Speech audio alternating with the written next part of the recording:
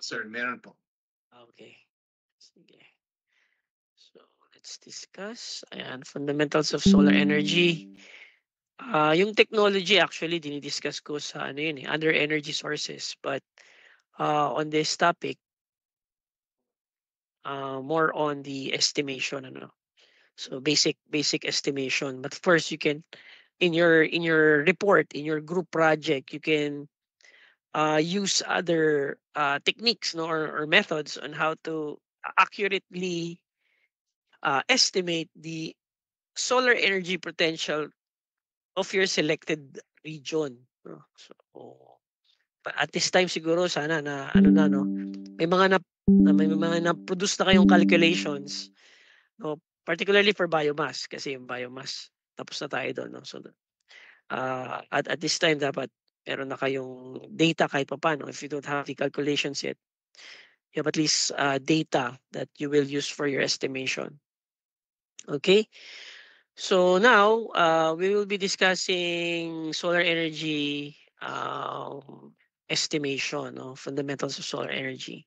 Okay, there are so many technologies available, no, to harness or capture energy from the sun. Pero syempre ang highly commercialized na technology is the PVs, no, or photovoltaic cells, no, solar PVs.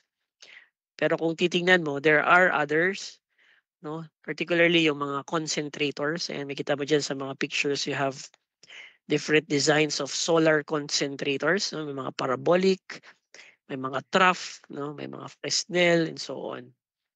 Okay. So marami sa kanila under research pa rin for several decades now. Pero syempre meron ding mga na-commercialize na. Okay.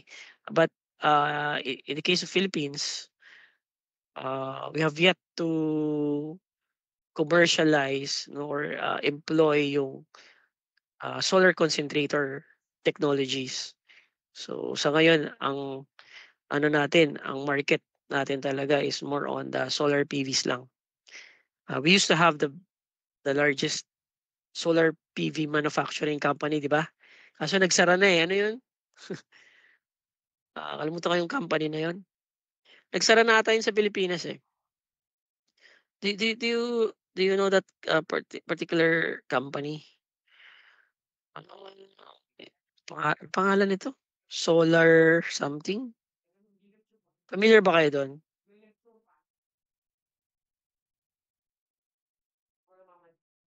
Nalimutan ko yung company. Sikat yun eh.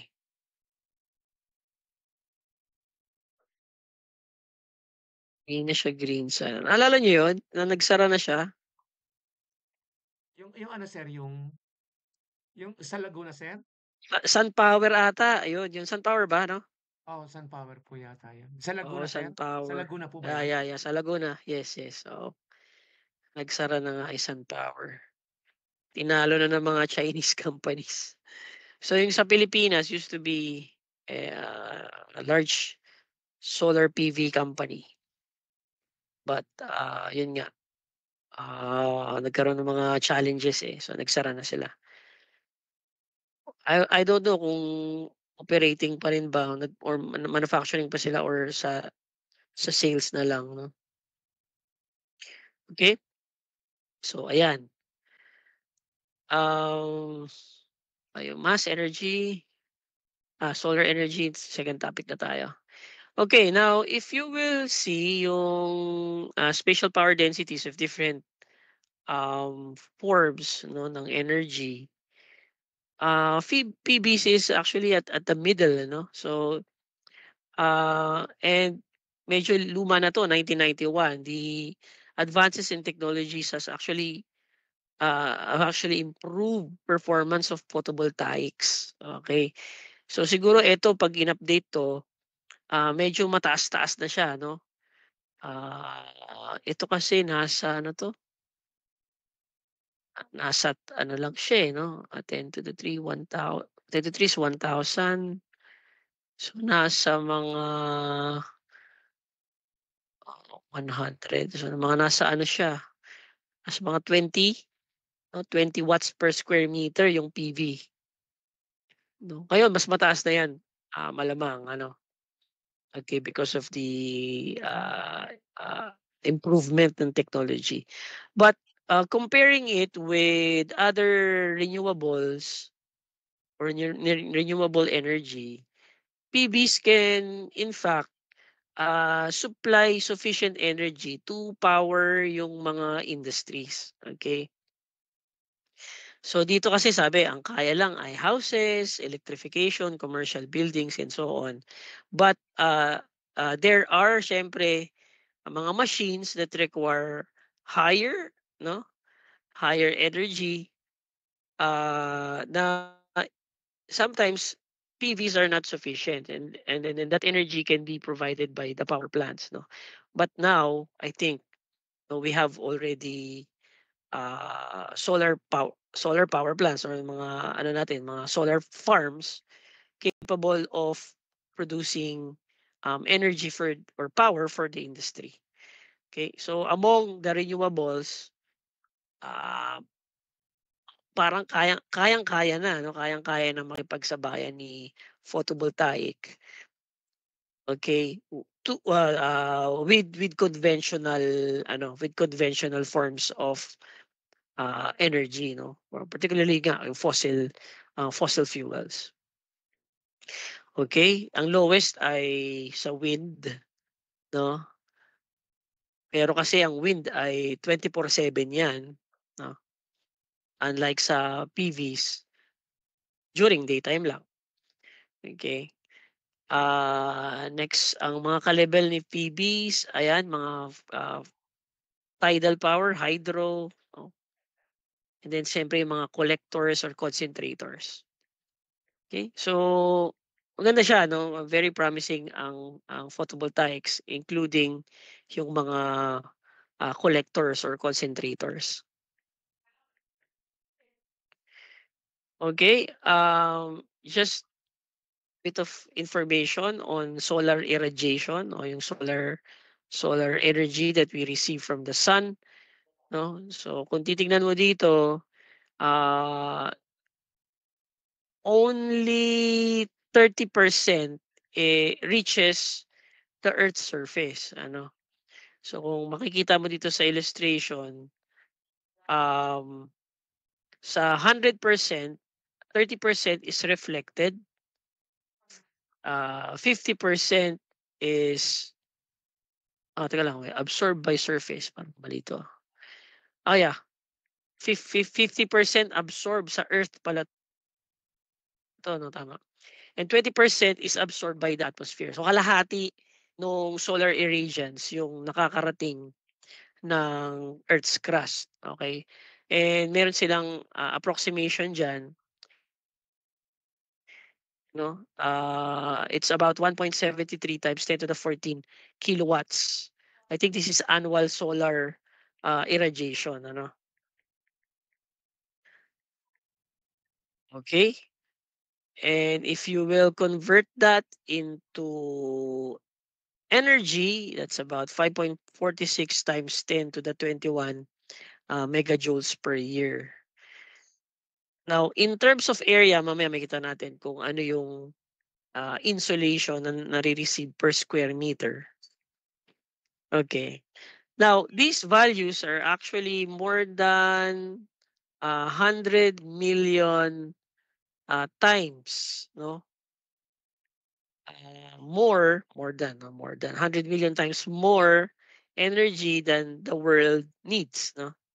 And it surpasses by far all the power requirements. So sobra-sobra yung nare-receive natin if we can harness energy from the sun. Yan. Now, insulation or irradiance in air mass. Okay. We treat, um sun as a, black body, no? So with a temperature of approximately 5,762 degrees Kelvin. Okay. Now, ang ibig sabihin nun na it's actually yung visible light, yung majority ng energy na, na nabibigay ng sun's radiation.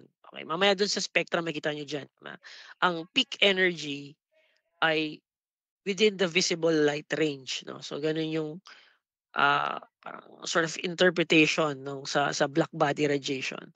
Now, meron tayong tinatawag na air mass, okay? So merong mga short at saka long distance traveled by the sun's radiation, depende depende dun sa position niya, sa Earth 'no. So, air mass of zero is doon sa labas ng, atmosphere, and pagdating sa crust or dun sa troposphere, if it's direct to doon sa sun, you have an air mass of 1.0. Pero kung meron siyang certain angle, okay, so humahaba yung travel ano. So for example, in this illustration, if you have a 48.2 angle, you'll have an air mass of 1.5. Now, at um, at air mass of zero, no, so just outside yung solar radiation, just outside, no, the atmosphere, uh, it has a value of about 1.353 kilowatt per square meter. So parang ito yung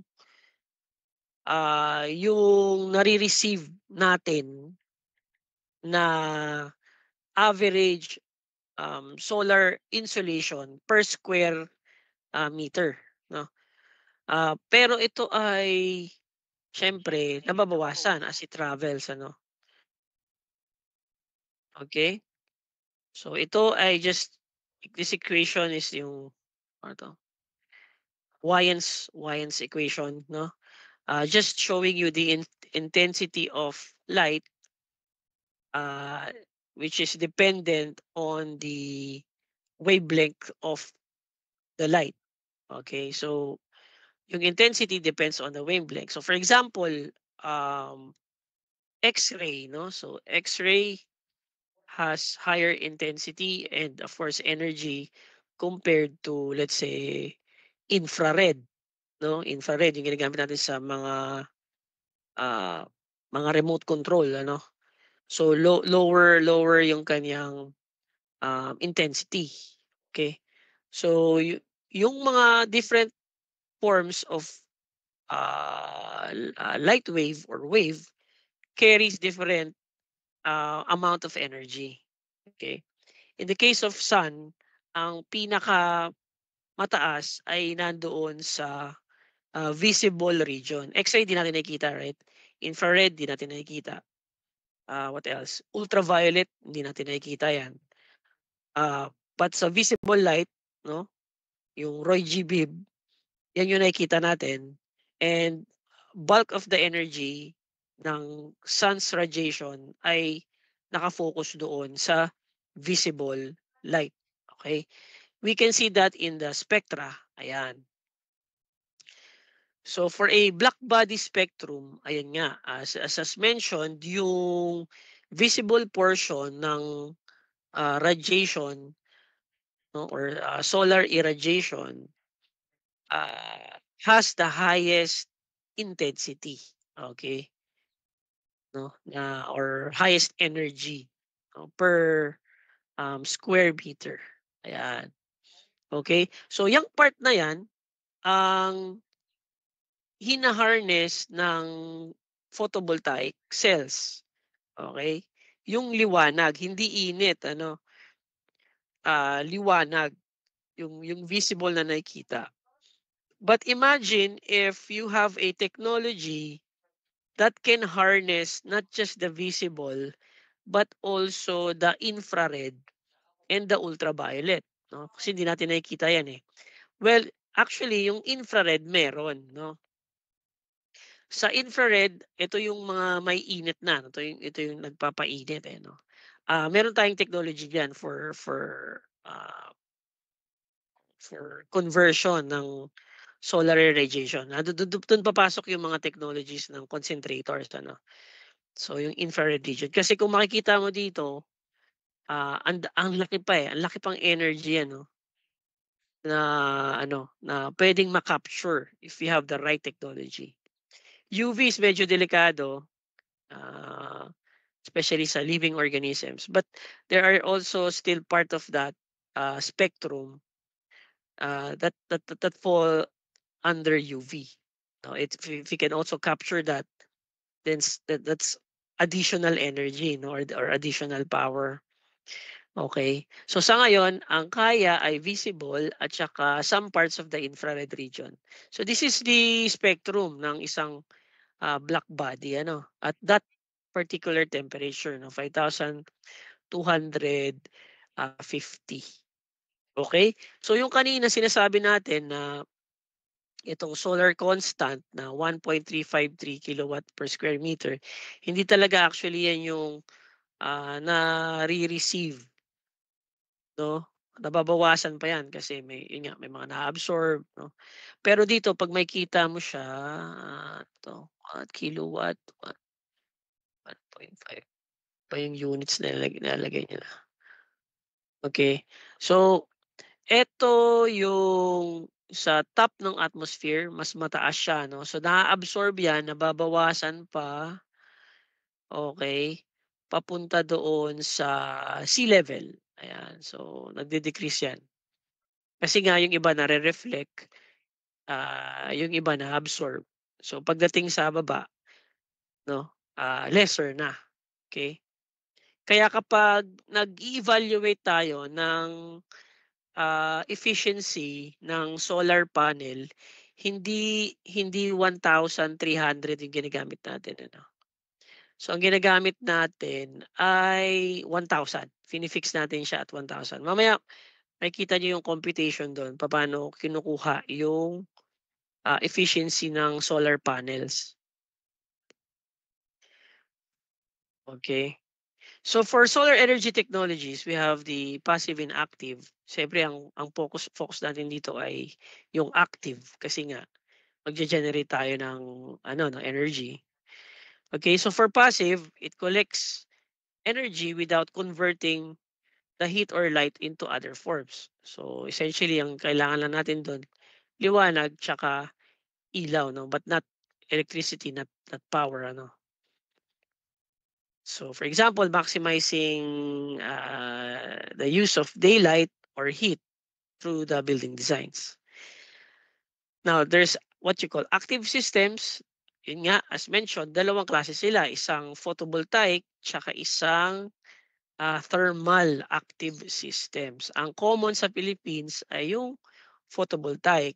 But in other countries, they're exploring thermal active systems. Okay, now under thermal active systems, we have two types din. Isang concentrating at saka isang non-concentrating. So ito yung kanina na nakita nyo no, so sa infrared region, ito yung mga technologies na nag-harness nung part na yon no ng sunlight spectrum no. So sa IR region, so more on the heat side, not on the light, not on the light side no, or the visible light side. Okay, so ito yung example ng passive ano. So the designs are yung design of buildings are oriented to maximize sunlight during the day and the use of other materials to store heat para at night when there's no sun it can radiate heat no and keep the building warm no. So yun yung passive design no. So may orientation yan, may tamang position ng bahay ano. Okay? Now for active systems, ayan meron tayong mga collectors, no?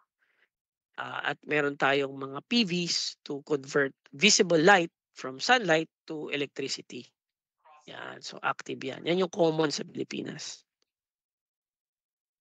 Okay? So again, photovoltaic systems, they convert radiant energy which is in the form of light into electrical energy. So yung light energy contains sufficient energy to activate yung mga materials or components sa photovoltaic cells, no? Particularly itong mga semiconductor materials.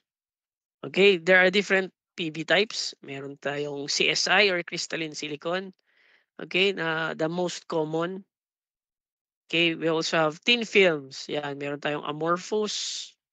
We have cadmium telluride.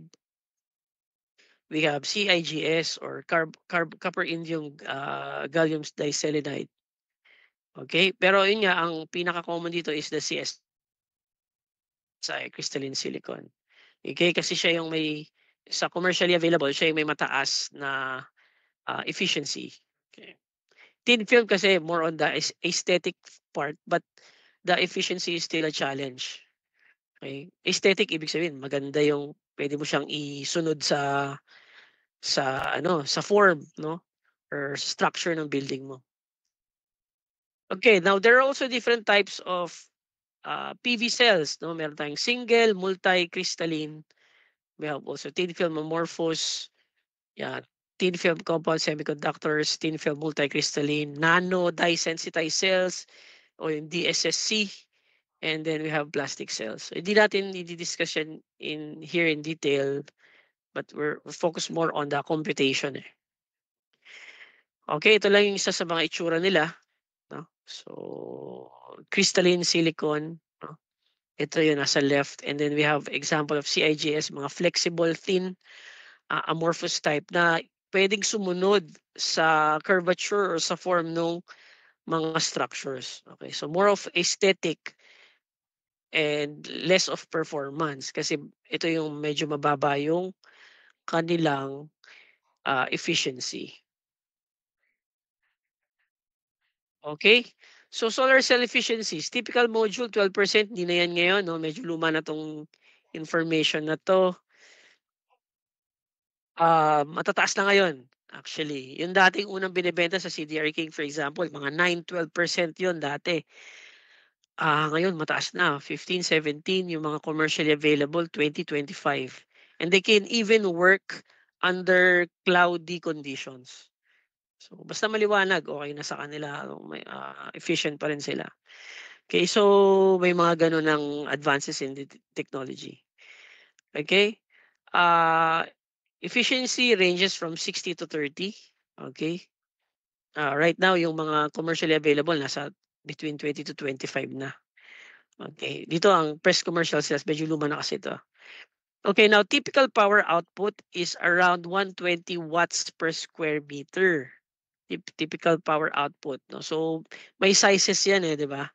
May sizes yung mga ano natin, solar panel. No? And meron din siyang power output. No? So, from the power output per square meter, nung size niya, you can actually compute for the efficiency. Okay? Approximate, no? Yung parang maximum efficiency yun, no? Hindi pa tayo sure kung hindi maayos yung panahon, siyempre mas mababa pa doon. Ayan. So, these are a plot or chart of PV module efficiencies from 2003 to 2012. So far, the highest, again, is still uh, crystalline silicon. Yan. So, talagang ano siya. Even the commercially available. No? Ito nga ay 20, nasa 20 lang. Ngayon, lumalagpas na ng 25 eh. Yung mga commercially available. Okay? Siyempre, mababa yung iba. No? Yung cadmium telluride, amorphous, CIGS. Okay, medyo mababa sila. Nasa less than 15 sila nung 2012. Pero baka ngayon, tumaas-taas na rin. No? So, ito yung ongoing trend. Kasi this is way back in 2013 pa. Baka ngayon nga, umabot na ng 20% barrier etong mga thin film technologies. Actually nga, may ka ng commercial, may mga sa foldable, ano no, so foldable solar PVs, di ba? Pag may mga natural disasters, 'no, may mga, evacuation, siyempre walang power, walang electricity. They have this portable, flexible, 'no, foldable, solar PVs na dinadala. Pero yun nga, mababa ang efficiency nila, but right now maybe they have reached the 20% barrier or mark when it comes to efficiency. Sobra, ayan. So ito ay medyo luma na rin, 2015 pa, but if you will see the research grade, 'no, cells, umaabot ng 50%, almost 50%, 'no. Ito yung gano'n gano'n na kataas. So baka itong mga research cells na 'to ngayon, 2024 baka nalagpasan na rin nila yung 50%. So imagine the advances ng technology. Ito ay yung highest 46 point something, yung Fraunhofer ICE Soitec. It is anong klase siya? Ayun, 4 junction. It's a 4 junction concentrator. Ayan. So hindi siya yung ordinary na ano 'no, na solar cell na steady lang 'no, naka-fix lang yung mga commercially available. Ito ay isang concentrator, 4 junction na concentrator. Okay, so mamaya makikita natin kung ano yung mga iba't ibang design ng mga solar concentrators, 'no. So it has achieved, almost 50% efficiency. Yung crystalline cells, yung nasa kulay blue, nakikita niyo ba? Nakikita naman ano? Yes, sir. Okay, yung sa crystalline cell, yung pinakamataas ay yung bilog 'no, silicon heterostructure. It has reached 25 percent efficiency. Pero ngayon, ano talaga, mataas na talaga yung mga binebentang commercially available 'no. So siyempre mas magandang klase, mas mahal 'yan 'pag nagpakabit ka sa bahay mo ano. So iba't ibang klase, 25% dito. Yung commercial 'yan sa SunPower, ano yung sa SunPower? Large air, 27.57, mataas, 'no, mataas, mataas. Panasonic, LG, 'no, 29%. So ibig sabihin, way back in 2015 gano'n nakatataas yung PV cells 'no, before. So ngayon baka mas mataas at nama-mass produce, okay. So yung principle ng energy generation or electricity generation from, PV, so again it's, semiconductor. So may mga dope 'yan, boron, silicon, phosphorus, components. Okay, so essentially tumatalon-talon lang 'yan. So sa P-type, 'yun yung may gap 'no or may missing electron. Tapos dun sa N-type, nandun naman yung extra electron. So tumatalon yang extra papunta dun sa gap. Once na na-expose siya sa visible light or sa sunlight, the energy from that light is enough to excite your semiconductor. Yan, yung N-type silicon. So tatalon yan. So syempre pag may movement of electrons, there will also be generation of current, no? Of your electricity. So yung current yung nagpapagana, 'di ba? So yun yung pinakaano natin, kuryente. So because of that, you generate electricity. May illustration ata dito, eh. Ewan ko kung umaandar 'to, ayan. So gano'n ano. So again, from N-type na may extra electron, upon exposure sa sunlight, tatalon siya, punta dun sa P-type, and that movement creates current. Okay, which we use to power yung ating mga devices. Okay.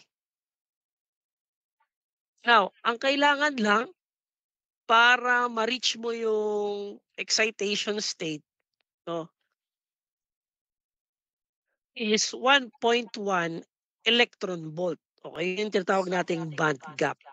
Okay, so band gap ng silicon is 1.1 electron volt 'no, para tumalon no, or ma-excite yung electrons. And it's, the sunlight, the visible light is sufficient 'no, to, uh, reach 'no, or achieve this band gap energy. Okay. Now ano mangyari kapag masyadong mataas? Kung mataas ang band gap, okay, less yung, current 'no. Kasi nga ano siya, eh, specific siya doon sa band gap, eh, 1.1 electron volt 'no. So kung masyadong mataas doon yung nare-receive niya, hindi rin gagana totally 'no yung ating semiconductor. So less yung, current flow 'no. Now kung mababa naman, ayan, we will have heat losses. So parang ang nangyari diyan, infrared na yung nangyari, umiinit lang siya pero hindi siya ge-generate ng, electricity 'no, or less yung, electricity na mapo-produce or current na mapo-produce.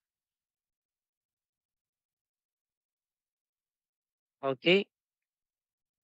So for example, ayan, a photon that has higher 1.1 electron volt 'no, bukod sa hindi ka makakapag-produce ng greater current, yung excess energy dun will also be lost in the form of, heat. Okay, so yun yung another problem. So less current and more on the heat, generation. And take note that heat affects performance also of solar PVs. Kaya may mga ibang nagre-research on solar PVs, on how to cool itong mga panel 'no, efficient way of cooling the panel to keep it at, peak performance ano. So may mga gano'ng studies din. Okay, components of PV system, ayan meron tayong module, siyempre. Okay, support structure para hindi siya gumalaw-galaw 'pag may bagyo, hindi siya matanggal agad and so on 'no. And then siyempre yung mga wirings and so on. Then may inverter tayo since ang napo-produce na voltage 'no ay, or ano, direct current, si DC. Ang napo-produce na current is DC 'no, kailangan ma-convert mo siya into AC, 'yan, through the use of inverter. Mahal din 'yan, isa sa mga nagpapamahal um, ng ating solar system tinatawag 'no, or solar setup. And then siyempre batteries kung gusto mong, ma-store yung, energy or power generated during the day kung less naman yung mga appliance mo and you producing more than enough, you just store that energy, that excess energy in your battery. Now the batteries also increase the, cost of your solar system 'no, pampadagdag 'yan. Kaya yung iba hindi sila nag-iinvest sa battery, ang ginagawa nila nagne-net metering sila. Ito dito sa illustration you can see here na merong part doon sa setup na kung saan naka-connect siya sa power grid 'no. So we have a net metering, you are in fact selling your excess, uh, energy or electricity produced 'no, during the day. Okay, bibilhin sa'yo 'yan ng ni Meralco. Of course at a very much or a very low price 'no. So bibili ng mababa, siyempre kikita pa sila, ibebenta pa nila 'yan. Pero tulong na rin 'yun kasi it lowers your bill 'no, you get credits. In fact may mga cases na sobrang laki ng generation than their need, nagne-negative yung bill nila sa Meralco. Okay, may nangyayari 'yun 'no, especially yung sa mga business owners or ibang establishments, kunyari sarado sila 'no, or bakasyon, pero patuloy na nagge-generate ng kuryente. Okay, nababawas doon sa electricity bill. So if you don't want to invest in batteries to store that energy, you can, just do that option, yung net metering. Pero may requirement 'yan ano, hindi 'yan puwede dun sa maliliit na power producers or consumers. Parang may minimum 'yan, eh, dapat ang bill mo ata ay nasa 10,000 pataas. Sino dito nagne-net metering? Meron ba dito? Malaki bahay, malaki bill sa kuryente? Wala. Merong ano, eh, merong may mga iba akong kakilala na net metering sila. May requirement 'yun ano, um, parang 'yun nga, parang dapat 10,000 yung bill mo. So, 'pag nag-setup ka 'yun, puwede kang magbenta or puwede kang mag-ano 'yun, mag-connect sa grid, okey? Before yung sa cousin ko gano'n, naka-ano siya, nagkaroon siya ng credits. So, parang naging negative yung bill niya dahil sa net metering. Okey, pero siyempre again mag-i-invest ka.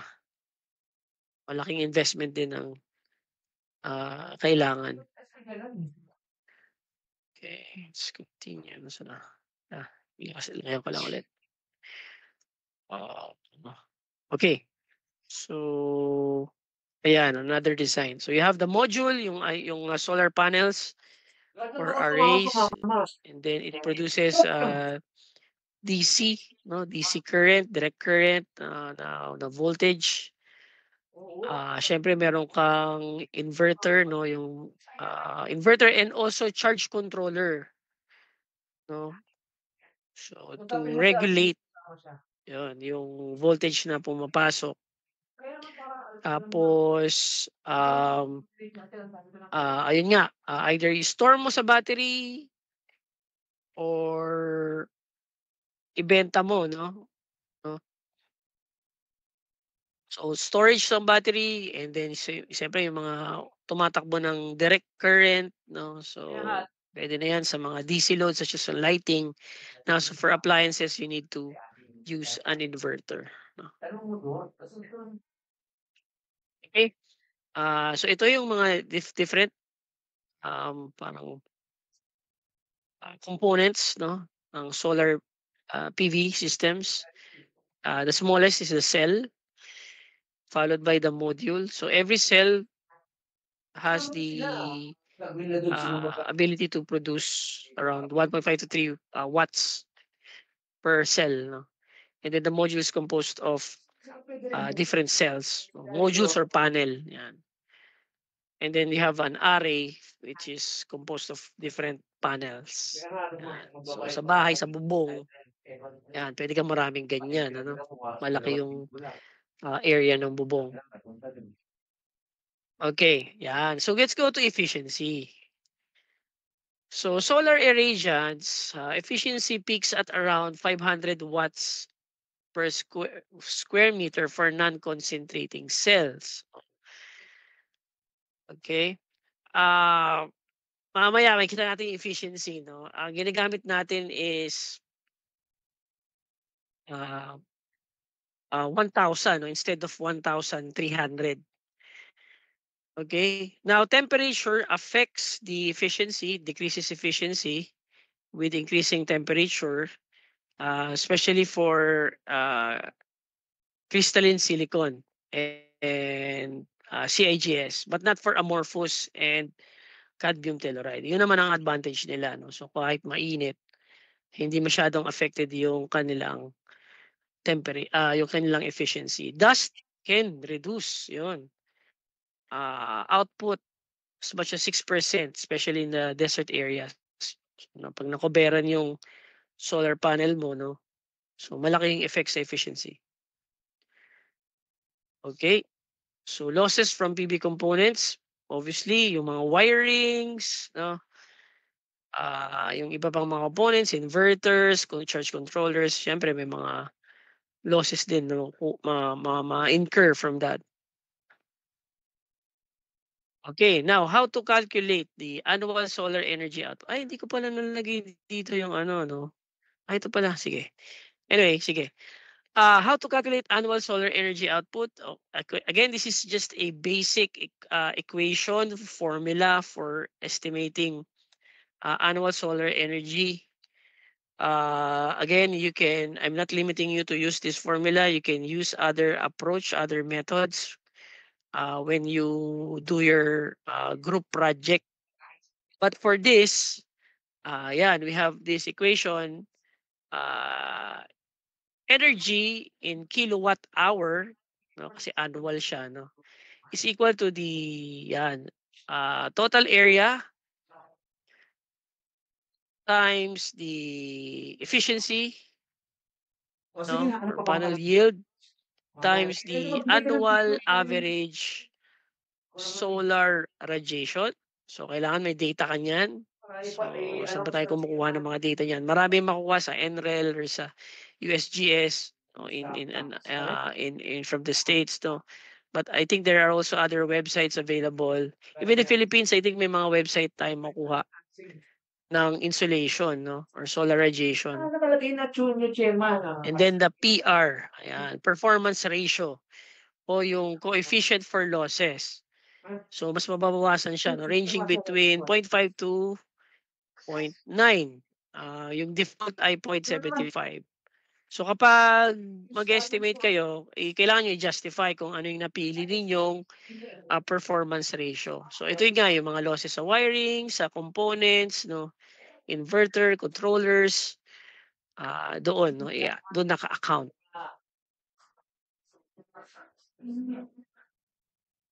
Okay, so R is given by the ratio electrical power in kilowatt peak. Yan, kWp, kilowatt peak of one solar panel. So again, pag sinabi mong peak, ibig sabihin yun yung pinaka-output niya, no? At peak yun yung max niya. Divided by the area of one panel. Okay, so watt peak. So naka watts per square meter. Now, at standard testing conditions, ang ginagamit na watt peak ay 1,000 watts per square meter. Okay? May difference doon sa solar constant, if you will recall, no? Yung solar constant ay nasa 1,300. Mas malaki kaysa dito sa ginagamit sa STC. So dito sa standard testing conditions, we only use 1,000. Okay, baseline. Okay. Kapag nagte-test ka ng efficiency ng solar panel. Wala akong pinipilit. Okay, so let's have for example, ito. The solar panel yield of a PV module of 250 watt peak with an area of 1.6 square meter is equal to 15.6%. Ay, taga, nasolve ko na ata to. Ano ba to? Ayan. Paano sinusolve? Ito yon. So, dapat pala binlangko ko to, no? So, pag bumibili ka ng solar, pa kunyari, magdi-DIY ka, no? Do the DIY na solar setup sa bahay. Okay. Ang makita mo lang dun sa PV module ay yung kanyang watt peak. At saka syempre yung dimensions, di ba? Nakalagay naman dyan kung 8x5 or 2x3 and so on. Okay. So, yun lang yung nakalagay, no? Paano mo i-compute yung efficiency nun? So, yun nga, using etong STC. So, take note, 250 tapos yung size niya ay 1.6 square meter. Makukuha mo yung power output niya per square meter, no? So, 250 divided by 1.6. Now, para makuha mo yung efficiency, di-divide mo siya doon sa STC value natin, which is 1,000 per square meter times 100%. So, yun yung magiging efficiency niya. Tama ba to na 15.6? Pa-double check na yan.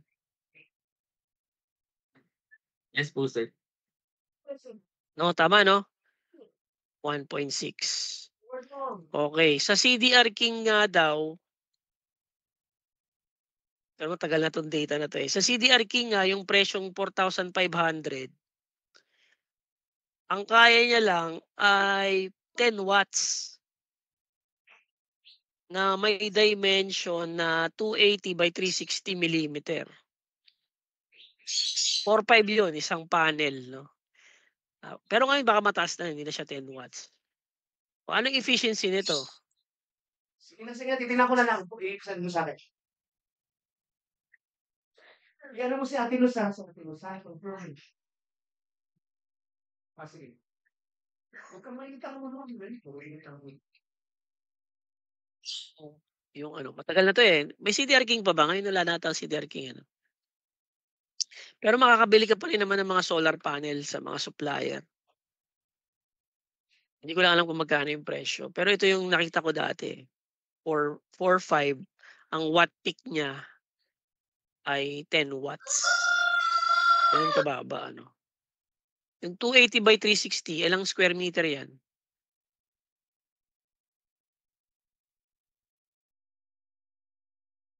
Anong kanyang efficiency? Sige nga compute niyo nga. 9.92 po sir, percent. 9.92%. Yes po. Okay. So, mababa lang ano? 4,500 na 'yun. 10 watts lang. So, ano lang kayang ilaw lang ang kayang pailawin niyan, 'di ba? Paandarin 'no, 10 watts.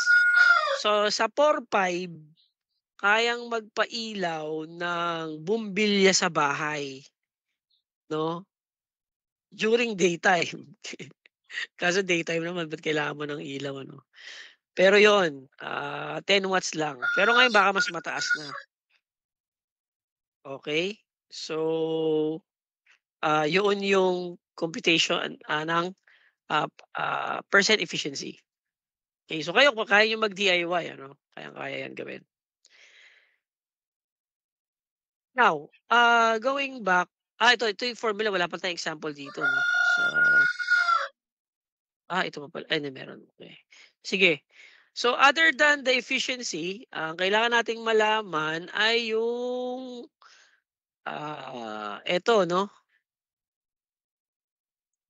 yung ating solar radiation 'no, yung, dito sa ating formula yung H. Okay, so ibig sabihin kailangan natin ng data nito. This is from NREL.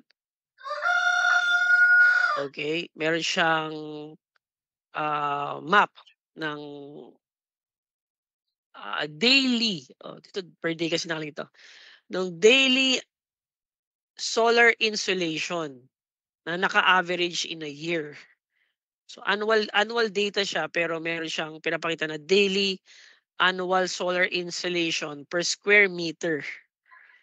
Okay, based from the map, you can see that Negros has the or one of the best no location for a solar farm. Nasa may Negros.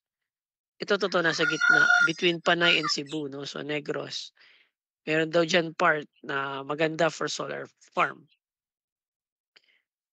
Okay, although dito sa map nasa gitna siya, dapat green, eh, 'di ba? Para mataas talaga. So yung green ay hindi, tama, tama, oo nga pala, light green nga pala, tama. So nasa 5 to 5.5. Anong unit niyan? 'Yan, kilowatt hour per square meter per day. Ayan, 'yan ang sabi ni, NREL or National Renewable Energy Laboratory sa US. Okay, so again, if we go back dun sa formula natin, EARHPR,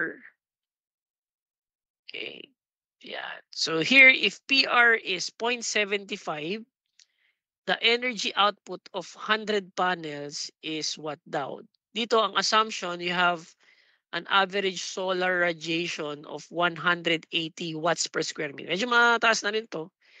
Average solar radiation of 180.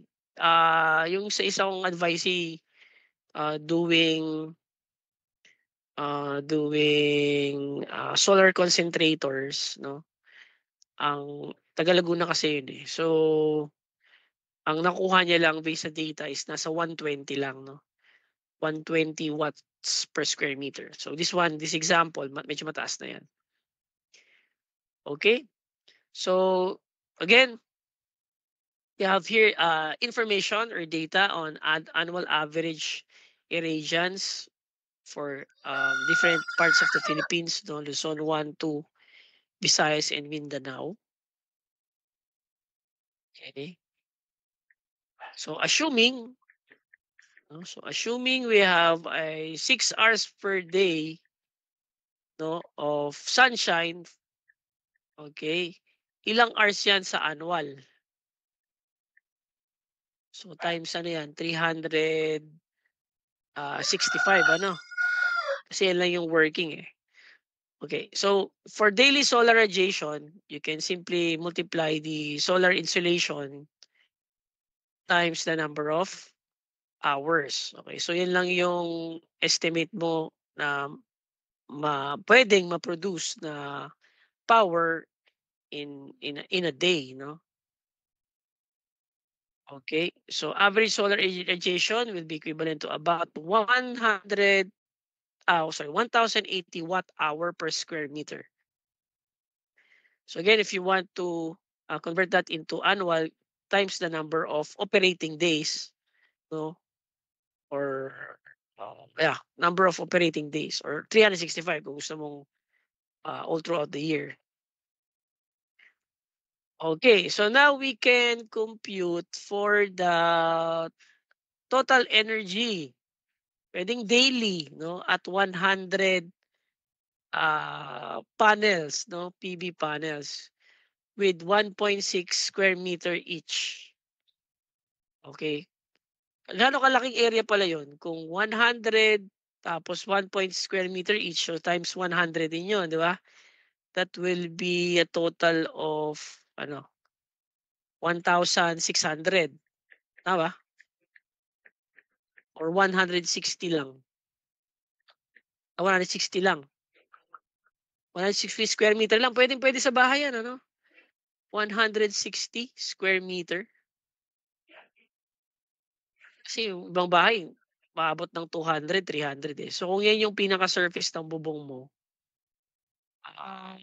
160. So kailangan mo ng 100 panels. Okay? So, yan, 1.6 times 100 times yung efficiency niya, which is 15.6. Tapos meron kang daily, no, solar radiation. Okay?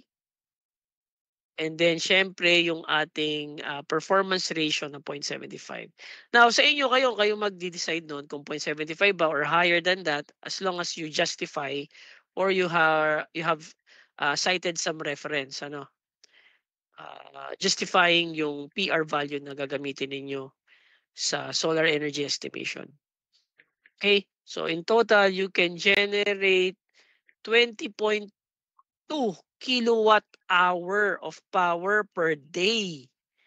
Ilang aircon yan? Assuming isang aircon, papaganahin yan, ilang oras mo mapapatakbo yung aircon? Ilang watts ba yung aircon?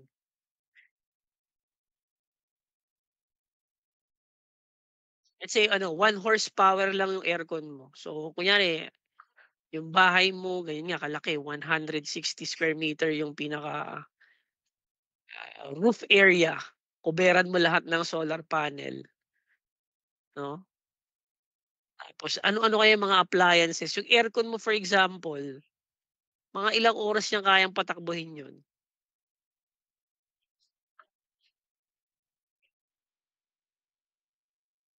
20.2 kilowatts. Na-generate niya eh. Or ilang aircon ang kaya niyan? Sige nga, can you compute? 20.2 kilowatts, that's 20,200, no? Divided by 1 horsepower. 1 horsepower is 746. 0.7460, di ba? Pag kilowatts, 0.746. Tama, 0.746. Ilang oras yun?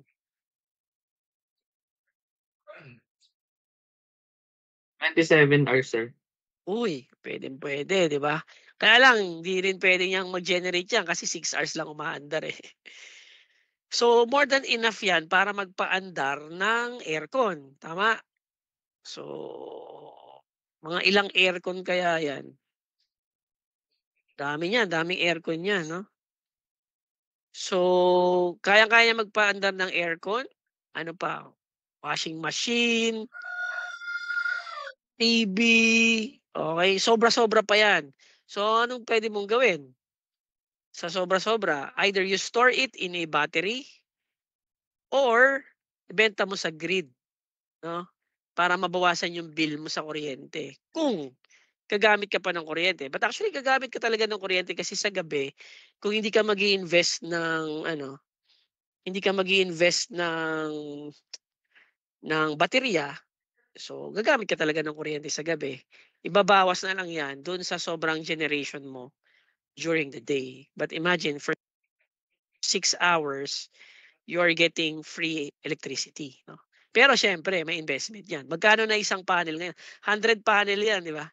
So 100 panel bibili ka na may capacity na gaano kalaki 'yan? To ano, efficiency na 15.6, okey. So again, estimation 'yan, kung 100% kayang i-capture nung ano mo, nung solar panel. Kasi may certain output lang din 'no, yung kayang gawin nung solar panels natin. Okay, so, in essence ganyan yung, estimation nung kanyang, solar energy potential, okay. So, anong oras na ba? Okey, ituloy ko na lang siguro 'tong discussion. Matatapos ko ba 'to? Meron pa kasi mga ibang discussion, eh. Yung costing pala meron pa ano. Okay, I'll continue that pero ito for now you can use this equation for your, solar energy estimation sa inyong group project. But I'm not limiting you to use this equation, you can use, other methods. Pero ang critical sa inyo is where to, locate or how to identify locations 'no ng, installation nung or commissioning ng additional, solar power plant doon sa identified region. Kasi puwede kang mamili ng area na non-residential, puwede ka ring pumili ng residential na ang assumption mo yung mga bahay dun, ah, kakabitan mo ng, solar PVs or yung mga commercial establishments, lalagyan mo ng solar PVs, okay. So, yung mga gano'ng assumptions has to be they have to be properly, stated or discussed doon sa gagawin yung energy estimation. Okay, so 'pag gumawa kayo nun nung naalala niyo 'di ba, nagpapapasa ako ng outline. So dapat may ano dun, may mga components dun, papaano yung mga assumptions, yung mga basis and so on. Okay. So yun yung magiging, medyo challenge sa inyo diyan kasi yung, data ng mga solar radiation, so on, available na siya, online, eh. Pero yung identification ng mga areas where to put these solar farms, that's one challenge. You have to read or check the maps 'no, o yung mga plans 'no, para ma-locate niyo kung ano yung suitable area or suitable places for, installation 'no, ng solar plant. Okay, so yun yung isa sa mga consideration niyo kapag gagawa kayo ng, solar energy estimation, Sir, okay. sir may tanong po. Sige. Yung Mm. yung sa solar halimbawa dun sa isang province na inaaral po namin, so we have to also consider yung ating, yung season 'di ba? Kasi may season ng tag-ulan, eh. 'Di ba during Yes. rainy days siyempre hindi siya Oo. makakapag-harvest ng solar energy. Bale Mm. ima-minus po namin 'yun kung hindi natin sasama yung gano'n.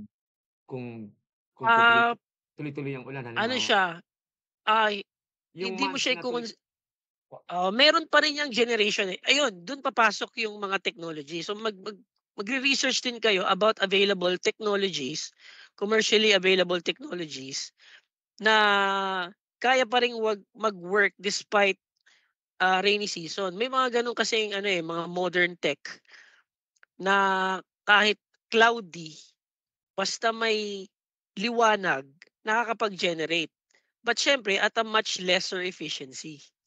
May mga gano'ng tech. So, opo, ko-consider niyo rin 'yun, research pa rin kayo about existing available technologies that work even under, rainy conditions or cloudy conditions. Siyempre opo. may i-a-account mo 'yon. So, ang multiplier mo na 'yon, yung efficiency niya at saka yung number of hours, for example, or days is during rainy season para magkahiwalay siya. Isang parang computation for summer, 'no, isang computation for, rainy, ta's i-a-add mo siya, gano'n Sige yung po sir. mangyayari. Thank you po Oh, sir. anything else? Ano pa?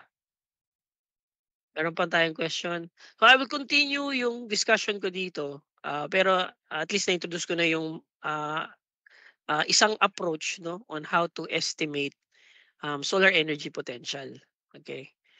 Para madagdag niyo doon. We have, the Christmas break, eh, the holiday break to finalize your project, eh. But at least now na-introduce ko na 'to, so puwede niyo nagsimulan ang data gathering niyo, pagdating naman sa solar energy estimation. Okay. Sige, meron pa question? Wala na? Clear na Sir, tayo? Oo, sige. kailan po yung pinaka-submission date po nung paper? Bago January na mag-end, po ba? bago mag-end ng SEM. In-extend Ah, yung semester natin, eh, 'di ba? I think, abutin tayo ng January, eh. sige po, sir. So may time kayong gawin, finalize 'yan, this ano, holiday break. Oo. Okay, tapos next week wala palang ano, wala palang pasok kasi holiday, 'di ba, November 30. So walang pasok next week. 'Yun, time niyo na 'yun siguro, gawin niyang project, 'no, continue the project. Pero mamaya I will post in the assignment tab yung sa submission ng outline, 'no, na pina-activity ko yung last week kaso hindi ko pa na-post sa assignment tab. So for uploading 'yun mamaya, yung outline ninyo sa ano, sa project, sa group project. Okay. So first draft pa lang naman 'yun, you can still improve that, as we go on with the lectures. Okay, wala na tanong?